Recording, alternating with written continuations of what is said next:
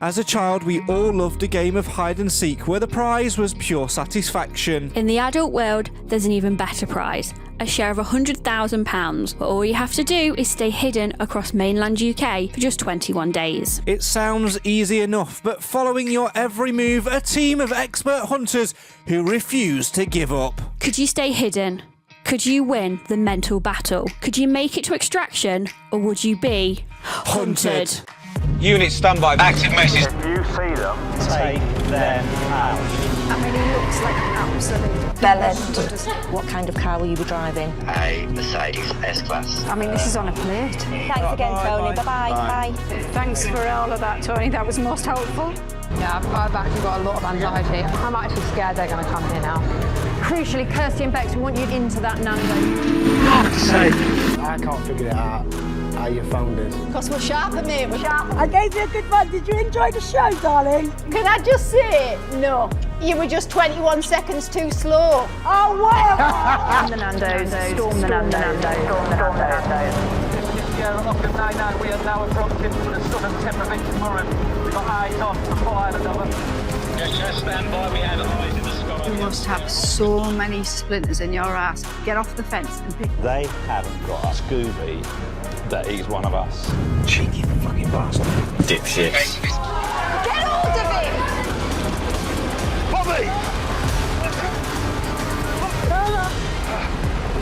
Bobby Seagull. We said that we wanted a clean sweep from day one. The work that you have done in this room is absolutely outstanding. We've set the standard now. No one is ever going to get to extraction, right? Yes! We've worked our socks off for the past 2 weeks for the clean sweep. Game on, bring on next year. My name's Craig. And I'm Nat. We're a couple who are obsessed with Channel 4's Hunted. So much so we started a podcast all about it on a mission to answer your unanswered questions. Like, do the covert camera crew actually give you away? Don't be a dipshit. How does a fugitive get told where to find the information about the extraction point? Are there any rules to follow? And are penalties imposed if they are broken? And how did the show we know and love come to life? It's time to find out and silence the dipshits in our most revealing interview so far. This is the Hunted Podcast with referee Kevin O'Leary. Could try to play, but you're never gonna beat me. Look the other way, what I'm doing ain't easy. Bloody hands stained from the people who deceive me. Muddy hands break through the chains, go free me. People like sheep move feet, hurt it easy. You don't wanna be fast asleep when they scheming. Better stand tall, ready for a fight, believe me. When they try to change, you can say no, free me. Hello and welcome back to the Hunted Podcast, where we've had a little bit of a road trip and we've hunted down, I'm going to say, arguably, I think we've peaked. I think we've peaked early doors. You think we've peaked? Yeah, I don't think we're going to get a guest that's bigger than this. Okay. Do you want to tell people why that is? Well, I feel like you should maybe explain yourself. Because I've stumped you. Yeah, well, you say that we've peaked, so I feel like you should explain yourself. Okay, well, this is my reasons around it, right? You've got, in terms of a tier, you've got fugitives. Right. You've got ground hunters. Yeah. And hunters. Yeah. Then you've got the chief. Yeah. Then there's a higher level, right? Oh, okay. Somebody that's been involved with it from day one. Yeah. Somebody that's seen all of it. Somebody that's involved with every single episode. Somebody that is basically there to check that everything that is happening out on the road or whatever and in HQ is spot on. Mm-hmm. I've only got us the series referee. Okay. Don't think whatever his name is from Gladiators. Think somebody who sits in an office. No, there's no referee's costume. There's no whistle. It's not that sort of referee. No stripy top. No stripy top. Okay. No shorts. None of that. We've got Kevin O'Leary. Kevin, thanks so much for inviting us down to your lovely office, which, by the way, I'm already eyeing up. I want something similar. Well, it can be arranged. I'll speak to my estate agent for you. But look, thanks for inviting me to be on the podcast. I would say, if this is your peak, I'm worried for you. and as for my, status within the show, look, somebody's got to make the tea, and somebody's got to provide the Jaffa cakes, and that's my main role. Okay. I mean, as providing tea and Jaffa cakes go, I think that's pretty much right up there, isn't it? I think that's a very important job, providing tea and Jaffa cakes, isn't it? I suppose so, yeah. got to keep hunters You've and everyone got fed. to keep everyone fed and watered. So yeah. So we're going to delve into, over the next sort of hour or so, what Kevin does on the show. We're going to ask some of your guys' questions. Plus, we're going to ask the question which has been selected as the best listener question, and you're going to win yourself a Stand Up to Cancer I've Been Hunted Down mug, which we'll send in the post to you. And we're just going to basically talk everything all the way from Series 1 all the way up to the recent Series 7 with a little bit of celeb thrown in, and of course everybody's favourite, which we'll have to do another podcast on some other day, of course, the heist, because Kevin was very much involved with that. Before we get started, remind everyone how they can get involved with the show, and for future episodes, send their questions and topics, please. Twitter @HuntedPod, Instagram @HuntedPod, Facebook HuntedPod, or email huntedpod@outlook.com. Right, let's delve straight into it then. Kevin, we usually start by asking, have you watched the show? Who were your favourites? All of that stuff when it comes to fugitives and to some hunters, to be fair. But it's fair to say that with you, the story goes way back to before Hunted was even hunted. Yeah, that's true. All this was just fields around here. Horse and carts, all that sort of stuff. Yeah, have I watched every episode? Yes, many times. As part of the edit process, I watched them all. But yeah, going back to I think it was actually 2014 when I had my first meeting. I'd recently left the police service after a 30-year career.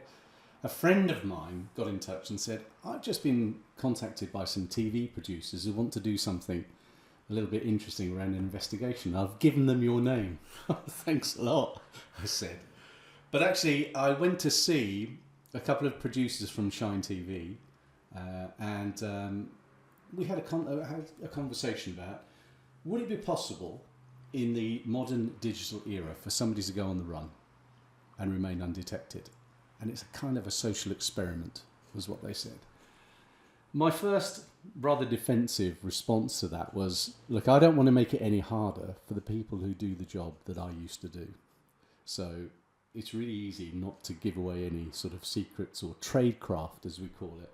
I'm just not going to tell you about them.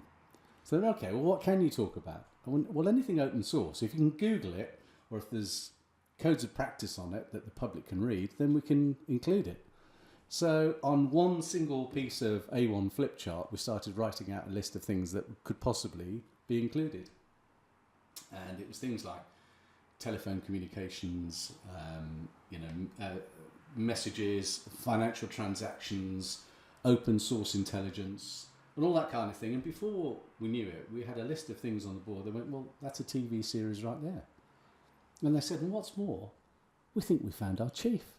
Would you like to do that? Well, that's another story, because I didn't end up being the chief in the broadcast series. But we did do a pilot episode which was not broadcast, which Channel 4 funded. And we had a few days where we had some volunteers to go on the run in London. And I set up what was then the Hunt Hill HQ in the offices of Shine, in a sort of a makeshift police incident command room. And these people went on the run for a few days, and I led the team of hunters. And that's when we found out there's probably a better chief out there than me.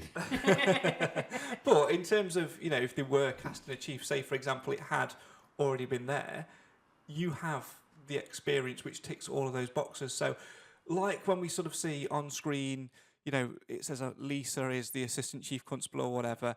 Tell us what qualifies you to be involved in hunting, for those who don't know who you are, who've not followed your career. Yeah, I had a 30-year career in the Met. I started out, as everyone did back then, on the beat with the pointy hat and the shiny buttons, walking the beat, and on response teams. I actually spent half of my career as either a police constable or a detective constable. So I didn't take promotion until the latter part of my career. And it's a bit of a humble brag, but actually I think that kept me grounded. I loved being a copper. I was a good street copper and I was an okay detective. And then you start taking promotion and you find yourself in different roles with different opportunities coming up. So I did the squads, I did the crime squad, the drug squad. I became a detective inspector at Islington, which was a really busy inner London police station. I'd been a PC there as well. Then I went to what was then called SO10, the Covert Operations Unit at Scotland Yard, where I was involved in undercover operations, infiltration, that sort of thing. I stayed there as a detective chief inspector, became a superintendent and chief superintendent. So I was a hostage and crisis negotiator. I dealt with kidnap for ransom cases, which is probably the closest thing in sort of tactics and techniques that you would see in Hunted. And then I was the commander for crime and intelligence for the London Olympic and Paralympic Games. So I had a great career. I enjoyed every minute of it, and got spat out at the end of it because I didn't want, old boys like me in it anymore, and I was getting too expensive and austerity was coming in. So off I went to my next career, which I'm still doing now. And people will soon be able to find out more about your career, because in September time, I think, there will be something which we both like hitting the shelves. Are you like a crime book? Ooh, I love a book. Crime author-ish. Sort of autobiography-ish, yeah. Is this time for my shameless plug? Absolutely. Absolutely it is. Well, hang on. I can let Lisa answer that. Where is it? Can I just say no? Lisa says no. Oh, okay. Well, we're moving on then. Then you can. Go for the shameless plug. I love a shameless plug. Yeah, so I finally got round to writing a book because I managed to get a publisher for this through my agent Chris Newson and Nick Walwork. Thanks, boys. And a publisher, Roman and Littlefield in America, has taken the book on. So that gets published in September, October time. It's called Where the Evidence Takes Us, and it's a memoir of a Scotland Yard detective. It actually takes you right through my career, from boy in the job through right to the exit. Wow, absolutely love it. Can't wait to get our hands on that. Looking forward to it, because I think it'll be a fascinating read. Have you read Danny's book yet? Danny Brooke. Have you read her book? I have read that book. Sorry, Danny. I work with somebody called Danny. So Danny. Yeah, Danny's. That's a fantastic book. We really found good. Yeah, we found that fascinating. So that's the level you got to aim to. Yeah, and well, she's smashing it. worlds. She's smashing it now as well, isn't she? She's Yeah. bestseller. So that'll be out in September time. It's available from September. I think the publication date is actually October, but you can pre-order it now on Amazon. And the link that you need is in the description. Go and get it, and we'll certainly look forward to getting our hands on that. Right, shall we delve into the questions? Yes, let's. So, obviously, we don't get to see you on screen, so we don't really know much about what your role is on the show. Yeah. So, can you give us sort of a little bit? I can. About your role. So, I've got two roles really. My role is series consultant. That's what comes up on the titles, not head of tea and Jaffa cakes. So series consultant, my role is to provide advice on how a police investigation would work in the real world. And during the shoot, my role is series consultant and referee. So it's only part of my role, the referee role, but essentially what I'm trying to do is help the producers to create a compelling TV series which isn't totally a police procedural. There's some police procedural in it. How do we do things, how do we? I still say we, even though I've been left the police service a long time. But it's how is that replicated in a TV program that is simulating some of those techniques as best as you can within the powers that TV don't have, but the state does. And then during the actual shoot itself, I'm the referee to ensure that it's balanced and it's fair between both sides, because I now understand what it's like to be a referee and what it must be like as a football referee, because both sides are always pleading for their sort of side, if you like. So we need to make it fair to the fugitives, that they're only getting caught if the hunters have actually done the work and the detective work, the investigation, to actually justify and deserve that capture. So in a nutshell, let's say, for example, let's just take a pair of fugitives off the top of my head. Let's say Christina Munya, who were the first captured in Series 7. Yeah. Their capture happens. What's then the process for you? Do you watch that footage back and go, okay, that I feel like everything has ticked the boxes what they need? What's the process for you when they get captured? Yeah, it's a bit more real time than that, because I'm actually there during the shoot. I'm not just watching it afterwards, although I watch the edits. I'm actually there when the action is happening. And So I'm aware of what's going on. I'm feeding the information in that the police would get in a real investigation. So I seem to remember with these fugitives, there was a hire car.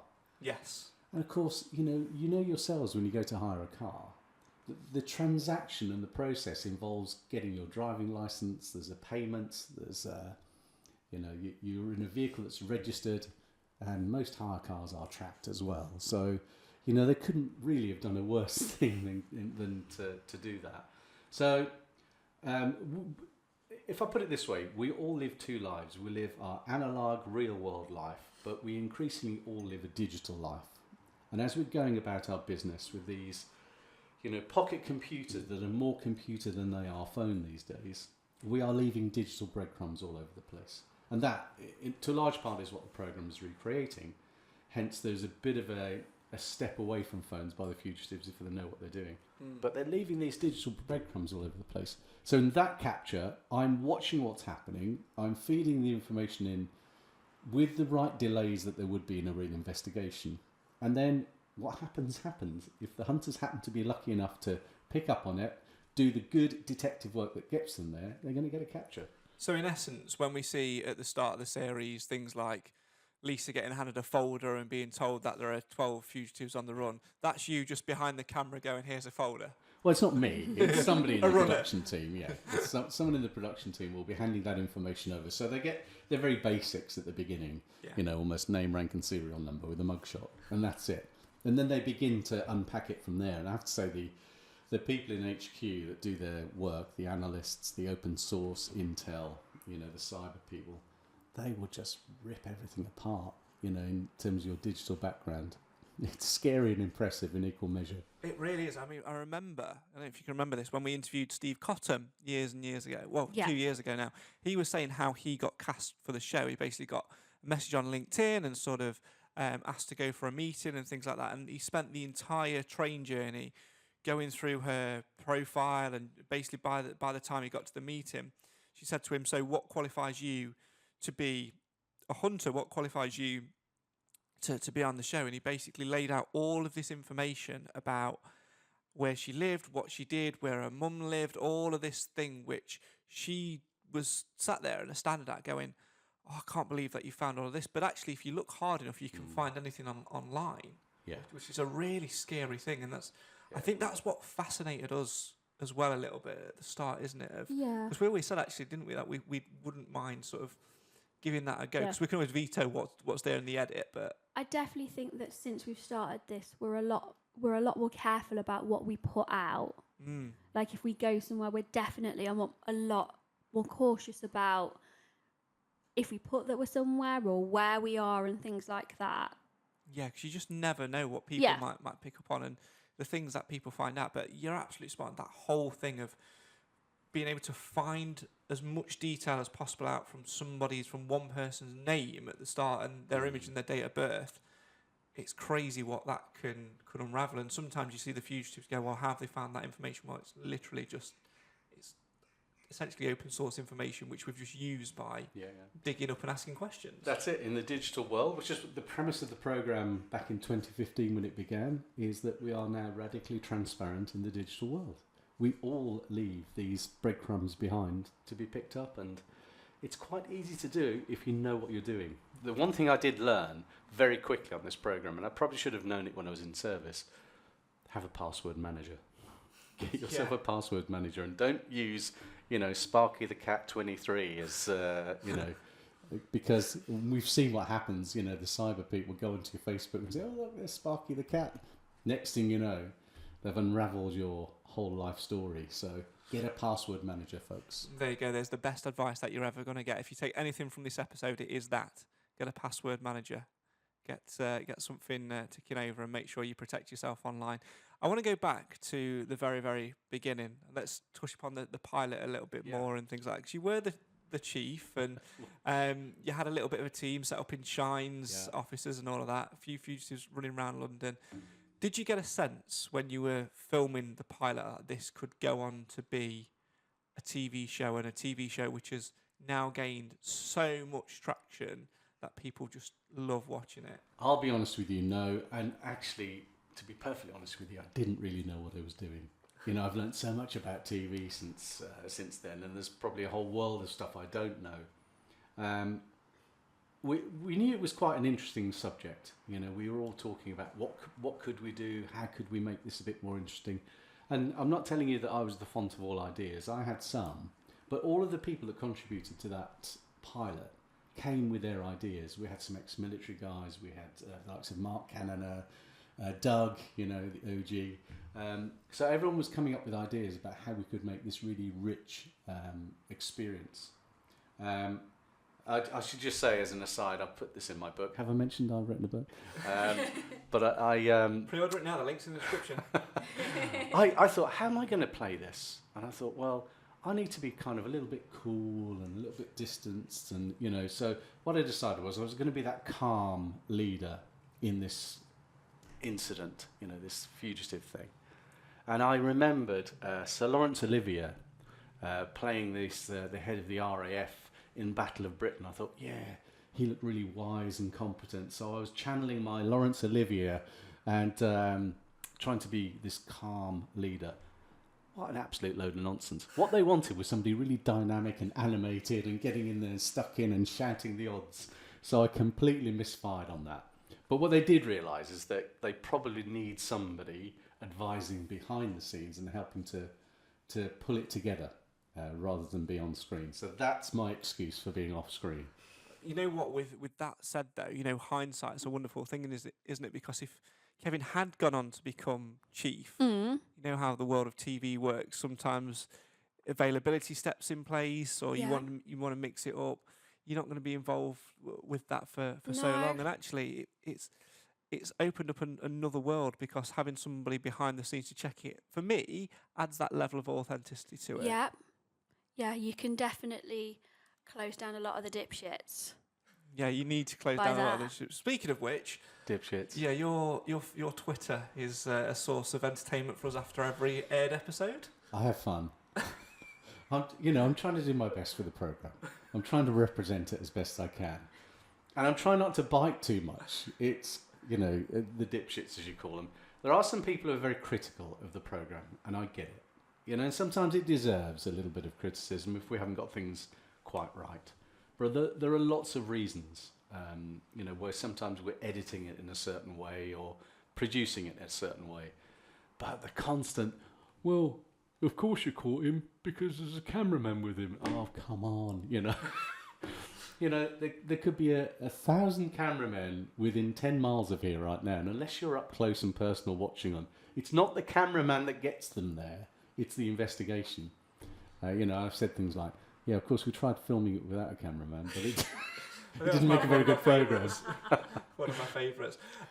So the pilot gets filmed, it gets put in. You must have done something, right? Because Channel 4 picked it up. So. Well, they could see through my bad acting, I suppose.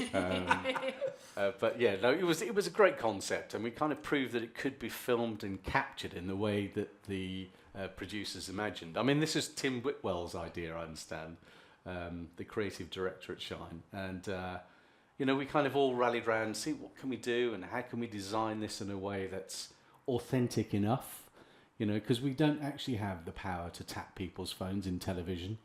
But you know, we were trying to replicate what would happen if we did have access to that information in the same way as a police investigation would. And really importantly, one of the things we came out with, a really important aspect of the programme, is that we replicate the powers of serious and organised crime. And that's really important for me, because serious and organised crime gives you enough powers, as we show on Hunted, to catch the bad guys and use some of these interesting techniques. But if you go into the world of counter-terrorism and security services, you start using techniques, methods, equipment that isn't readily known out there. So we said, well, if it's serious and organised crime, then the levels of authorisation are already there in the codes of practice, which is public information. We can use things that people know exist, such as everyone knows if they make a payment, a few seconds later, the fact they've made a payment pops up on their phone and tells them they've made a payment. So the fact that we use mobile phones that connect to cell towers is fairly commonly known. So we're using those techniques, not, you know, something in GCHQ that is the Fandango 3000 kit that, you know, can read your thoughts. I hope it is called that. It'd just be genius. I'd love it. You know, so nothing that is... There's two good reasons for that. We can tell the public how the fugitives were caught, and more importantly, we can tell the fugitives how they were caught, and we can be open about it. So that's why we go for serious and organised crime, not the Fandango 3000 mind reader. Yeah, I think they should. I think that I can just imagine. Hey, Rhea, get the Fandango 3000. That's a really bad Lisa impression. I'm so sorry. Do not hunt me down. Sorry, Lisa. We love you really. I think it is one of those things, isn't it? Which is, I think you've got to find the right balance between something which is so like unknown to something which is known, but also which makes good TV, and that is a real thing. And obviously, once you then, how did the conversation come about of, right, we've commissioned this series, but we're not quite sure you're the right fit for the chief? How did that conversation come about? Well, they were very kind, and they said, we really need your services off screen to help us to run the programme. Look, I'm not an idiot. I could read the room. No, they were very kind and thoughtful, and they made it very clear that they needed some help behind the scenes to make it run. Because actually during the pilot, what I found myself doing was being the series consultant off set and telling them, look, this is how this will work, and then going on set and trying to act it out, which is, it didn't quite work. And the other thing I should say about the chief's role is it's bloody exhausting. All of the people who work in HQ, I'm in the room opposite, behind my secure door there, swigging tea and eating Jaffa cakes and, sitting down most of the time. They are so busy and they're always on. It's exhausting. Yeah. So no thanks, it's not for me. Did you mentioned the bad acting, and obviously you are a crime connoisseur. You do lots of different things surrounding crime, and you would have watched naturally a lot of crime dramas and TV shows over the years.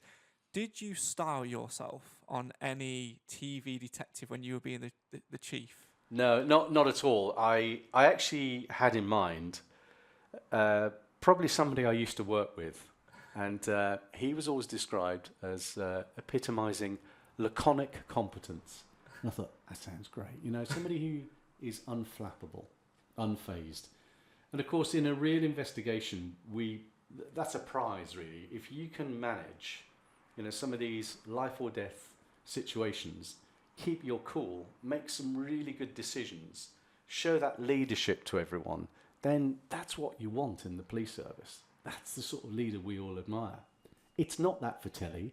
They want somebody who's lively and is shouting. And a Gene Hunt from Life on Mars and Ashes Ashes. They want that sort of thing. You've got no idea now, have you, about Gene Hunt? I need to teach you the ways of Gene Hunt. Gene Hunt is arguably the best TV drama detective that I've ever... Just 1970s. Right. There's the guy who plays Grace? Oh, I like him. It's a sidetrack for listeners here, but I've got to educate her. He plays a character called Sam Tyler, who is on a police chase. I think he gets shot. No, he gets hit by a car. It's the other one that gets shot, and then goes back in time. He gets in a coma. And he travels back in time, and all of a sudden is a cop in the 1970s, in 1973. Right. Okay. And Gene Hunt is like the DCI, and he's just hilarious. Philip Glenister plays him. The one who was in. He was in the Welsh. We watched a Welsh TV one a few months ago. That's it. I know the one you mean. Yeah. I can't remember what it's called. Not the Pembroke Murders. That's thingy. That's oh, his I know face. which one you mean. The one about the Pembroke one is Luke. What's his Luke face? Evans. Yeah. You know which one I mean. I know which one you mean. He's the detective. I just can't think what. He's the detective in that, and But Gene Hunt's character is like top level. So yeah, I will. It's on Netflix, so I'll educate you on it. Okay, thanks for that little sidetrack. I just got to educate her on good cop TV. Why not? Why not? There's nothing wrong with Grace. No, I know there's not. No. What is your favourite TV cop show then? Oh, we've never had the question spun on us. I don't like this. See how you like it. Yeah. Take that 100 pod. I am a fan of Grace, but I think it annoys me about Grace that they change things to the books, and that annoys me a little bit. So you're more of a crime book than crime TV, I'm more TV, of a crime aren't you? book than TV. Right. Yeah. You're more of a crime TV, so off you go. Yeah, I love Life on Mars and Ashes to Ashes because I just find Gene Hunt hilarious. Yeah. But I don't know. I think more recently, if I was going to sort of say, less of a crime drama, more of a general drama, but it has that police element. Happy Valley, and Catherine Kay would be the one brilliant. for me. But There's some such good quality cop dramas out there now, and you know, procedurally they're pretty good as well. You know, I have to go back for myself to The Wire, the American HBO, I think it was, series. I mean, that was just fantastic. And it's 20 years ago now, I think, or getting on for that. But it was just so well made. I loved it.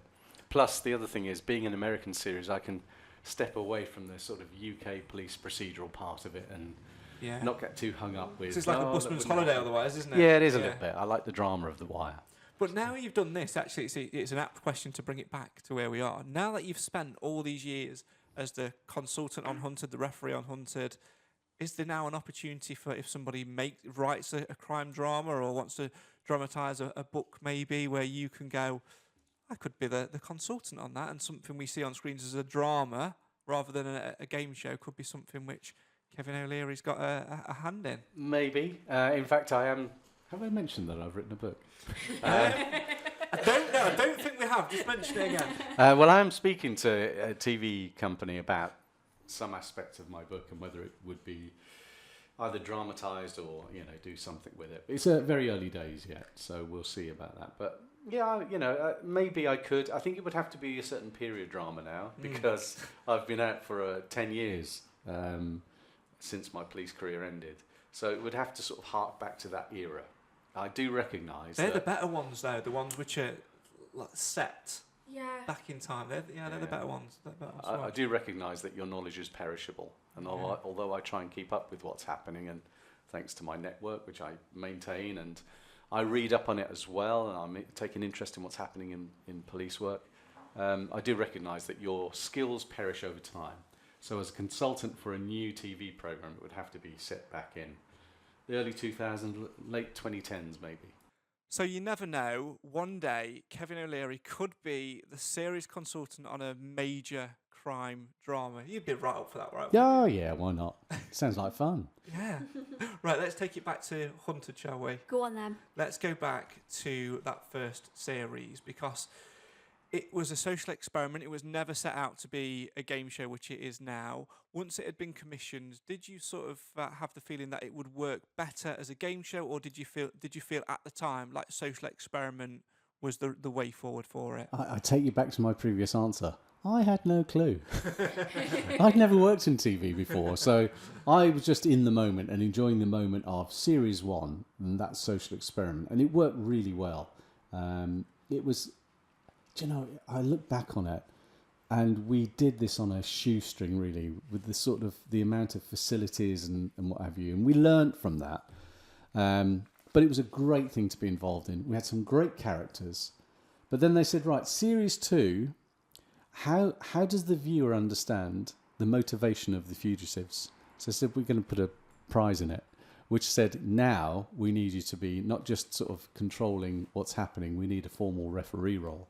So that's when they said, right, you're now the referee as well as series consultant, which means that you have to adjudicate and make sure that we've abided by the rules, you know, and keep notes, keep documents of everything that happens.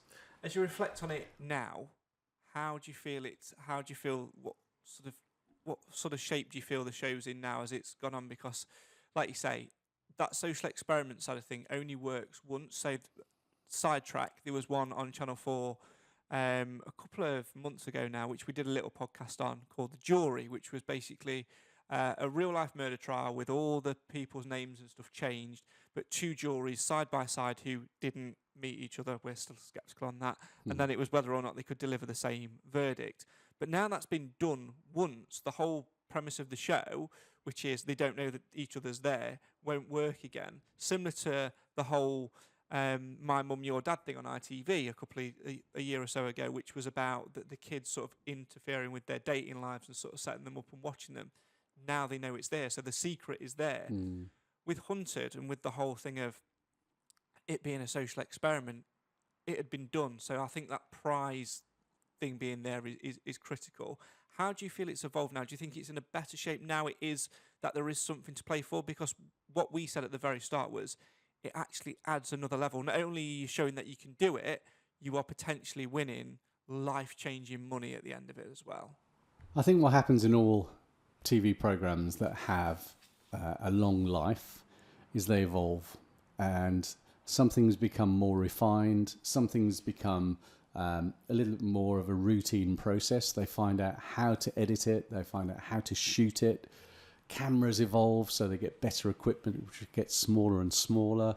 There's a guy until recently, Tom Hutchings, who's a sort of a genius at this sort of thing, bringing in the technology also for the heist and making sure that getting the footage into what they call the ingest is done really efficiently and effectively. So it becomes a well-oiled machine is what happens.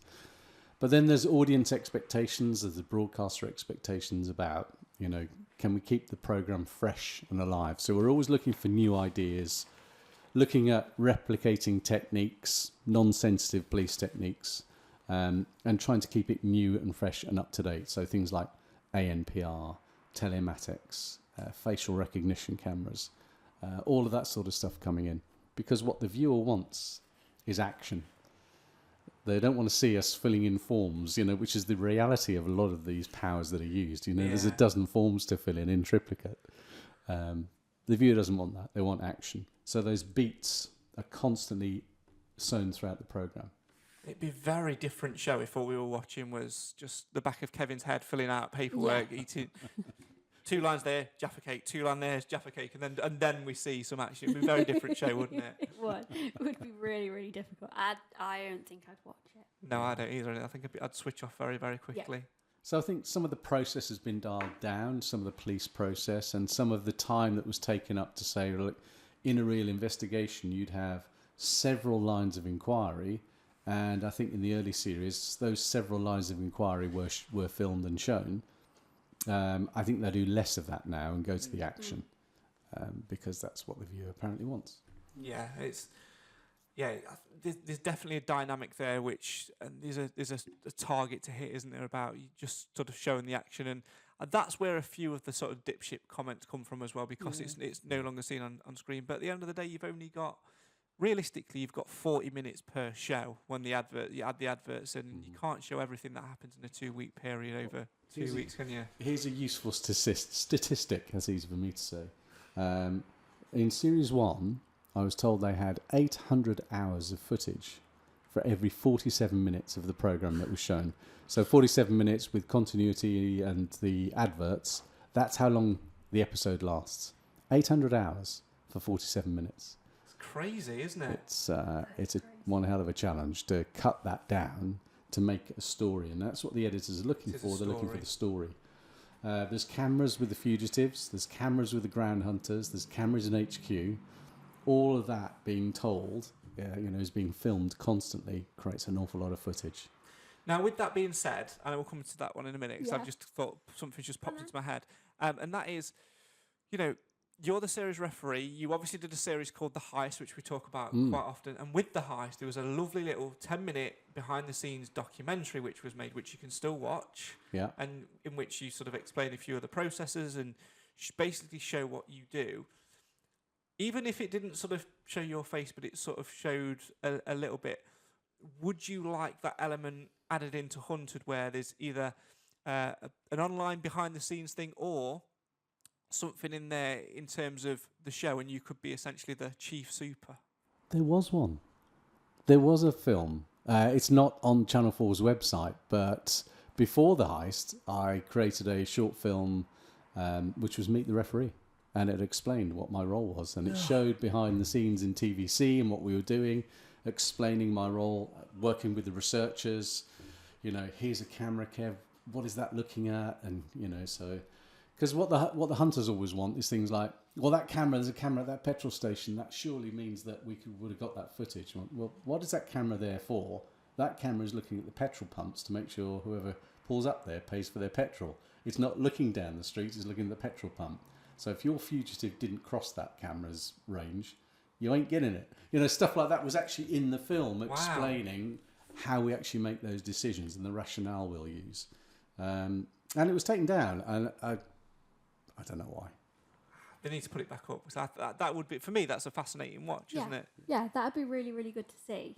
Yeah. Anyway, your question. Anyway, Sorry, I went off on a tangent. We do that a lot. Sorry. Right. All comes clean in the edit. Edit? What's that? So we know that you've been involved from the start. You've said that you've watched all episodes, obviously for the edit, it being filmed afterwards. Do you have a favourite series? I feel that's a tough question. That's asking me to choose my children. Yeah. My favourite child, isn't it? I mean, Series 1 was really special because it was the first, it was the original, and it was very fresh and exciting. It was, I felt I was doing some really good work because everything that I would advise on was new, and the producers are just so enthusiastic, and I should say just fantastic people to work with. I'm not just throwing sunshine at them. One of the reasons I took the job is because Shine TV is a really nice company to work with, and I consider the exec producers and whatever, some of the people I've worked with over the years, that they're friends now. They're my mates. So Series 1 was really special, but I think my favourite series, and this is going to answer another question, which is my favourite fugitive, has to be Alex, doesn't it? Yes. Alex Ailing. Yeah. I mean, that was just a fantastic series. And from a TV point of view as well, it played on the emotions. It really should have highlighted that thing, and it was that moment of when they decided to split up, and then them both being there at the end and meeting each other. It was absolutely what a tearjerker! Tearjerker, yeah. It was great telly, but not just that, and not just because we're ticking something here that's a diversity thing. It was just genuinely when Alex said things like, "Who am I? Who is this Alex Ailing?" And he discovered himself. It was like, oh my God, you saw this person come out like a butterfly coming out, of a chrysalis and becoming almost like this newly minted person. And of course, his story after that, he went on to meet a girl and to have a family and to have new confidence in his life. It was really uplifting. Saw him on Countdown a year or so ago. Yeah. Popped up, yeah. Fantastic. Great. What a great family. And do you know what? I think that as much as we talk about the start of the show and it being a little bit of fun and the whole social impact around it as well, it's things like that which people do genuinely take away from it as well. So a couple of weeks ago we had Sade and Cameron on. They came over because they're from Nottingham, so they came over, and we watched Cameron's journey in terms of confidence and watching him be able to speak more freely and stuff. It's not just the prize money, which is obviously great if you manage to win it, but Hunter gives you so many different things, even like going back to the series before with Nick Batchelor, who went on the run on his own, managed. It was a bit of a quirky character, and people perhaps didn't warn to him at the start, but they did in the end. There's just so many takeaways from being on Hunted, which I think it just shows the show's value. Well, it's the stories, all of these human stories that come out, which was typical telly, but actually these people do have genuine stories and interesting backgrounds, and it's nice to hear them. And if if they last long enough as a fugitive, they get to tell their whole story, and we get to see their character in action and how they deal with adversity. So, yeah, it does. It's not only the interesting aspects of how are people pursued in a modern investigation, it's also the personal human stories as well, which I think are quite fascinating. I think we get to see that a little bit within HQ as well. Not as much, but we do sort of see characters evolve and things like that. Now, obviously, you've been involved from the very, very start. Quick test, name all the chiefs. Go. Was it me? Brett, Blexley, Ben, Lisa. For now. There you go. Well done, well remembered. Thank you. You think you know where this question's going? What do they bring? What does each chief bring to the role? What have they brought to the role over the years? And do you have a favourite? Well, I can't pick favourites, can I? Because I'm the independent, impartial referee. All right, Brett. I knew Brett in service, so we worked together when he was in the city. Actually, Brett was in the Met before he went to the city, but I worked with Brett when he was a City of London superintendent. So we knew each other. So when we both pitched up at this first broadcast series. Oh, old mates, it was fine. Brett's very suave, sophisticated, represents the City of London Police very well. Then we had a change. Then it was Peter Blexley. Well, Peter used to work in the department that I eventually led, but before my time. So I knew of Peter, though we'd never worked together. I think Peter brought a real down-to-earth character. I think he was your Life on Mars, wasn't he? Yeah, he was Gene Hunt. He was your Gene Hunt character, and the way he presented himself was really interesting. Then we had Ben. Ben had been the deputy, hadn't he, for a long time. Now, Ben is ex-military rather than police, but actually, I think Ben was a really clever operator. In fact, I mean, he was just so good. Well, there's a reason that he's been on the international version as well, and he's helped it develop. Yeah, it's just actually in leading an operation, if this were a real operation, I think Ben was the power behind it. Blexley was a real character, or Peter, but I think behind Peter, having Ben there, and the likes of Steve Hersey, was really good. Some of the deputies that they had there as well. And then we have Lisa. Then you go to Lisa. Of course, Lisa was an assistant chief constable, when she was asked to come in and be the chief.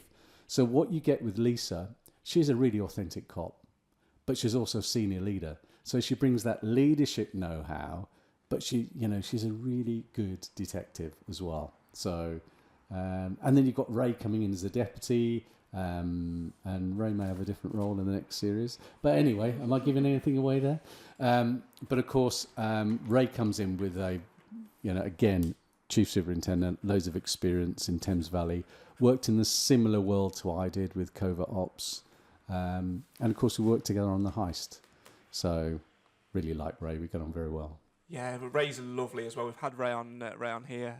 He's so generous with his time. We went and met him at a random meeting room, and he's absolutely brilliant. And some of the quotes and comments he says are brilliant as well. And it's interesting because now that you sort of go back through them, obviously, Brett, when he was chief, wasn't a serving officer. He'd would have retired at that point.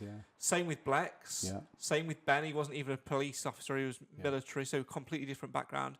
And then you get Lisa coming in, who is she still is, isn't she? Still is a serving officer. So that changes the dynamic a little bit about that. When that change happened, when obviously Ben went abroad to do the Australian version, the American version, name every other version of Hunter going, he's probably done them all, and Lisa came in.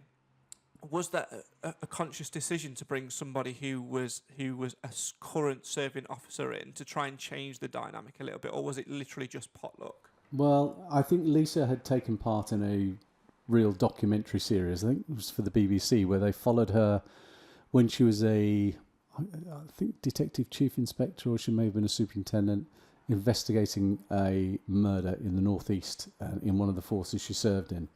So I think the producers saw her in that and thought she'd be great for this program. She's done really well to go through the ranks. She's got real leadership qualities about her, and she knows what she's doing. So that's I think they saw something in her then and asked whether she'd be allowed to come and do the program, and her then chief constable was very supportive.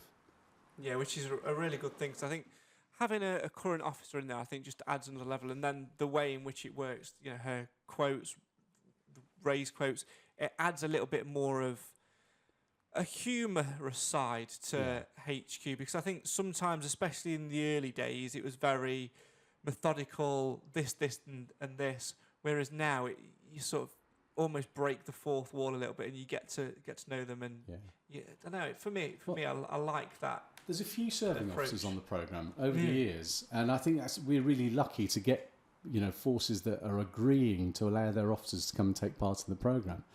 And everyone should realise, of course, that these officers are doing it in their own time. They're using up their annual leave or their unspent re-rostered leave days to do it. So in Lisa's case, she donates her fee to charity, so I think that's very noble of her. But it lends the programme some real credibility that you've got serving officers who are very current in their roles coming in and doing this work. I think we're really lucky to have them, which is, again, why we try to tread the line very carefully, and we want to represent them well. We want to represent modern investigations and policing really well. And I think we do that. I think we also show a younger demographic in the audiences that we have, why some of these police powers are necessary and how they're actually used. Because people wouldn't probably see this other than, on TV and movies and whatever otherwise.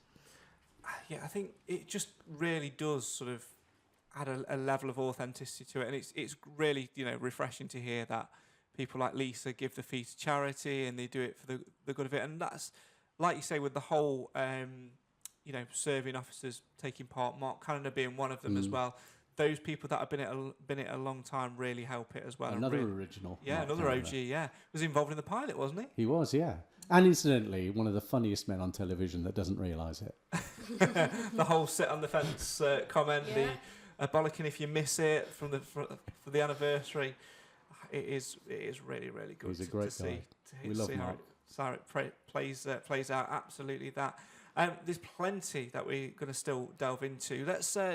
We're going to throw some harder questions at you later on. Bring it. Now that we've sort of warmed up a little bit with you. But generally, we were just talking about chiefs there. We've had 4 different ones so far. What, in your opinion, as the very first chief, let's give you that title, because without your starring acting role, we wouldn't have this opportunity for these 4 that have taken it on. What makes a good chief?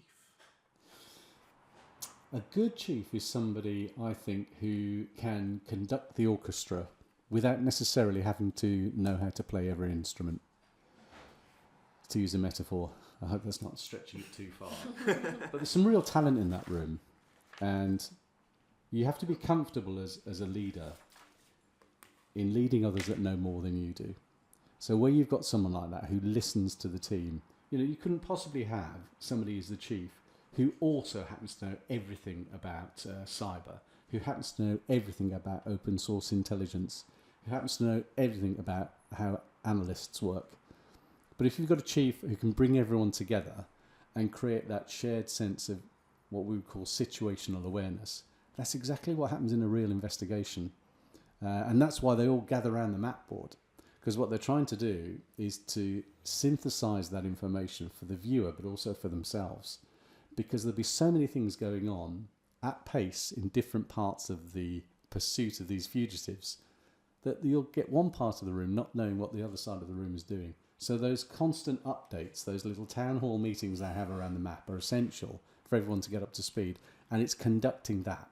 That's what the best chief does, is lets everyone bring their talent and their know-how and their knowledge to the centre and share it. And if you can throw in a funny line like Ashley, get off Tinder, or put your fantasy football down along the way. Or Doug took your shirt in. Doug took your shirt in, yeah. He gets asked that on a daily basis now. Oh, bless him. Bless him. It really does add another level to it, doesn't it? Obviously, we've then got our hunters. So what do you think makes a good hunter? Let me tell you what we think Mark does when he's a hunter. You can be a reactive unit responding to information that's coming out from the centre. Respond to it, deal with it, put it away, send the information back. What the best hunters do, and Mark Canada being the prime example, is they're proactive and they don't give up. And they are like a dog with a bone.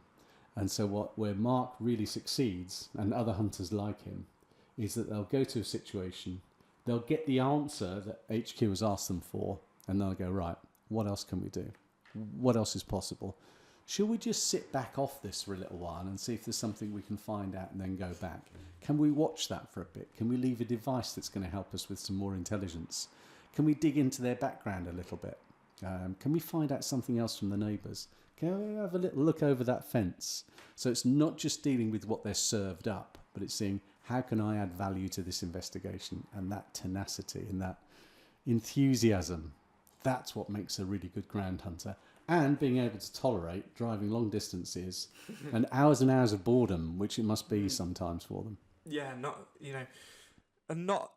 you spend a lot of time, because like we said earlier as well, there's only so much editorial that goes in there. Unless something works, those little moments which I had in the car, one of my favourites, you know, our good friend Jordan did the whole ground control to Major Munya thing, and he would have probably thought that I would have never made the edit, but it did. And it's good to see those and see those personalities a little bit. But you've got to really, I think, as a hunter, really be patient and sitting out in a car for a long time, which leads us to the final question of this part before we take a little bit of a break, and that is, if you could choose, you can go back and they're going to say, right, for this series, Kevin, we're one short, we need you. You get to pick where you're going to be. Are you going to be in HQ or are you going to be on the ground? I'd be in HQ. It's nearer the Jaffa Cakes. No, I think I'd be in HQ because I want to know what's going on. And I would feel, and I'm sure the ground hunters do, a little bit starved of that overall information picture when you're out in the field. Plus, I think you've got to be very fit as well to do it, you know, and I'm not as young as I used to be. And you look at the likes of JP and Mel, you know, those athletes. I'm not sure I'd be up to that. But I want to be in the know. I'd want to be in the centre of it. Well, there we go. Plenty more questions to come. You guys at home are going to have to wait a whole week to find out what happens, but we're going to find out in just a couple of minutes. But first and foremost, if you enjoyed this episode, where can people send their comments, questions and opinions, please? Twitter @HunterPod, Instagram @HunterPod, Facebook HunterPod, or email hunterpod@outlook.com. Oh, or you can send your voice notes and WhatsApp messages too, if this is correct. 07907038211. Imagine if it wasn't correct and there was just some random Get person, random messages, random voice notes from people saying, yeah, can you ask such and such about this? And they'd be like, what on earth are you on about?